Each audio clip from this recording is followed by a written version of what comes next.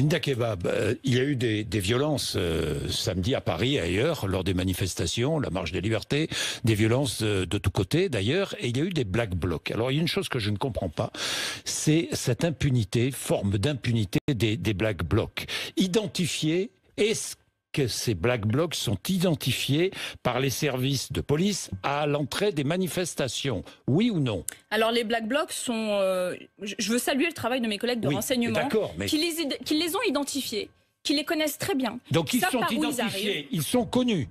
Ouais, alors on a le témoignage encore de samedi de collègues qui disent les black blocs sont arrivés, enfilent la capuche, décèlent les pavés, s'installent... Mais alors qui les laisse entrer?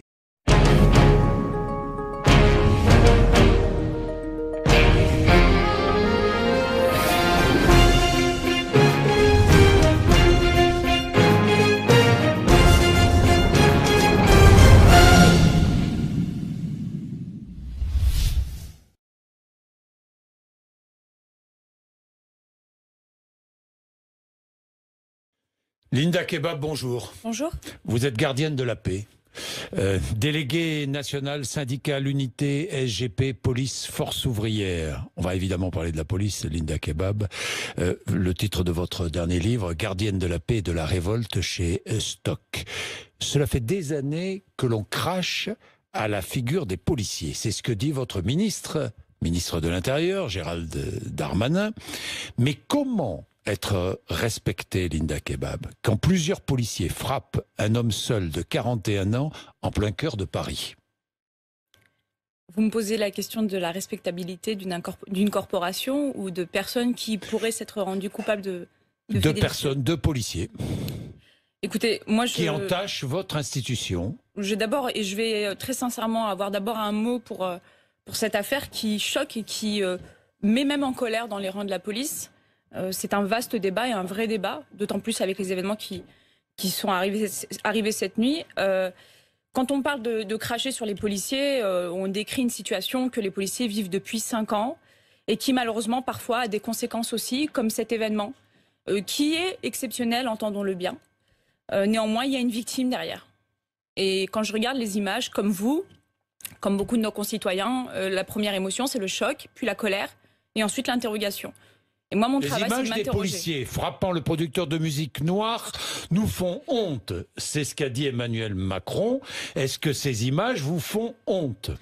Elles font évidemment honte. Elles font honte à tout humain qui les regarde. Par contre, à la différence du président de la République, j'ai tendance à ne pas retenir, moi, l'appartenance ethnique des personnes. J'aimerais juste éviter qu'on américanise un petit peu nos relations entre nous. Et là où je vois une personne pour ce qu'elle dit, pour ce qu'elle fait, d'autres voient la personne en fonction de sa couleur, ce qui n'est pas mon cas. Et j'aimerais que l'universalisme se vaut aussi dans la parole politique. Et qu'on ne saisisse pas d'une affaire aussi grave soit-elle, pour commencer à intégrer dans nos débats et dans nos relations des faits qui sont contraires aux valeurs de notre République. Est-ce que l'on accepterait dans notre pays d'avoir par exemple des forces d'intervention de type RAID sans avoir conscience qu'il faut que tous les jours ces policiers soient extrêmement bien formés et entraînés? Eh bien la police du quotidien c'est la même chose. Vous savez, on a des policiers aujourd'hui. La formation initiale, bof. La formation continue, bof. Le suivi médical, zéro. Le suivi psychologique, on n'en parle même pas. Les commissions hygiène et sécurité, ça n'existe pas. Je suis pas en train de dire qu'attention, ça excuse. Parce que rien ne doit jamais excuser la commission d'un délit ou d'un crime. Oui, parce qu'habituellement ce sont les voyous. Pardon. Jamais mais actuellement ce sont les voyous qui frappent sans raison. Habituellement. Non mais je suis tout à fait d'accord avec vous. Bon. Je suis tout à fait d'accord avec vous. La question elle est pas là. La question elle est une fois qu'on a traité cette affaire. Oui. Est-ce qu'on en fait un fait divers qui sera balayé par un autre ou est-ce qu'on va vraiment dans le fond du problème et on se dit il y a un vrai problème à l'intérieur de la police nationale. Vrai problème de formation, vrai problème de recrutement, d'encadrement. Voilà. Et vous savez ce syndrome de citadelle assiégée aujourd'hui est existant. Il y a un vrai stress post-traumatique et aujourd'hui les médecins le disent eux-mêmes. Quand il y a un stress post-traumatique, on perd toute forme de discernement. La Kebab. J'y reviens tout de même.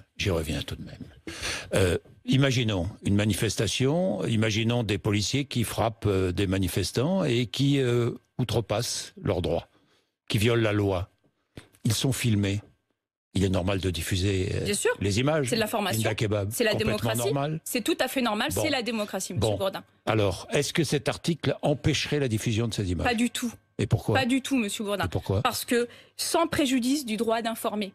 C'est ainsi que commence l'article 24. Et c'est important que l'opinion comprenne qu'elle est manipulée par des personnes qui idéologiquement trafiquent le texte en sachant pertinemment que la plupart des Français n'iront pas regarder dans le détail, et en disant à la population, vous n'aurez plus le droit de filmer la police, ce qui est faux dans une démocratie, on ne peut pas s'y opposer. Linda Kebab, il y a eu des violences samedi à Paris et ailleurs, lors des manifestations, la marche des libertés, des violences de tous côtés d'ailleurs, et il y a eu des black blocs. Alors il y a une chose que je ne comprends pas, c'est cette impunité, forme d'impunité des black blocs. Identifiés, est-ce que ces black blocs sont identifiés par les services de police à l'entrée des manifestations, oui ou non? Alors les black blocs sont... je veux saluer le travail de mes collègues de renseignement qui les ont identifiés, qui les connaissent très bien. Donc ils sont identifiés, ils sont connus. Ouais, alors on a le témoignage encore de samedi de collègues qui disent les black blocs sont arrivés, enfilent la capuche, décèlent les pavés, s'installent... Mais alors qui les laisse entrer? Demandez au donneur d'ordre, monsieur Bourdin. Demandez à mon employeur. Linda Kebab. Il y a un an, j'avais dénoncé le fait que l'on pouvait, par le moyen, par le biais du code de procédure pénale, et notamment la vérification d'identité, éviter ou en tout cas limiter l'intégration des black blocs dans les cortèges. Ça m'a valu une menace d'enquête IGPN. Après, monsieur Bourdin, il faut être honnête aussi. Non mais attendez, attendez, là je comprends plus rien. Ces black blocs sont identifiés, on sait qu'ils vont casser, on sait qu'ils vont frapper des policiers, les blesser, on les laisse entrer dans les manifestations. J'y viens. J'ai envie que vous y veniez. Il faut prendre la responsabilité de chacun. Il y a la responsabilité hiérarchique où depuis quelques années, on n'a plus les moyens, c'est insoluble et on ne parvient pas à interpeller les black blocs parce que l'ordre n'est pas donné au bon moment et notamment avant qu'ils n'intègrent les cortèges puisque la vérification d'identité permettrait en l'occurrence de les écarter le temps de la manifestation puisque la plupart n'ont pas de pièce d'identité sur eux et que l'attroupement en soi est une infraction ou en tout cas au moins un motif de contrôle d'identité. Deuxième chose, monsieur Bourdin, je ne sais pas si vous vous souvenez, il y avait eu un débat qui avait été notamment fustigé par une partie de la gauche que je déplore d'ailleurs et que j'estime aujourd'hui qui n'est plus républicaine ni sociale, c'était la loi anti-casseurs. Et c'était une loi qui permettait de donner à l'autorité administrative et donc au préfet la possibilité d'empêcher à des casseurs de revenir dans des manifestations. Qui est devenue cette loi, monsieur Bourdin? Elle a été supprimée. Moi, ça veut dire qu'il y a une complaisance envers ces black blocs. Mais il y a une complaisance de tout le monde, monsieur Bourdin. Elle sert à tout le monde, ils servent à tout le monde, ces black blocs. Mais certains laissent même entendre que des policiers sont déguisés en black bloc pour provoquer la police et discréditer les manifestants. Oui, bon, ça c'est les nous sachons, monsieur Bourdin. Vous savez, des complots, on en aura toujours. Moi, je vous dis que... On aura toujours des complots. Oui, vous savez... enfin, ça laisse...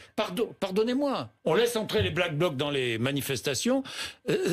Ça laisse vivre ces rumeurs. Mais je l'entends tout à fait. Mais enfin, depuis quand le ministère de l'Intérieur, dans sa globalité, est un bon pédagogue et un bon... Le ministère de l'Intérieur est responsable. Mais évidemment, de toute façon, le ministère de l'Intérieur est responsable de ce qui se passe à l'intérieur de notre pays. Point.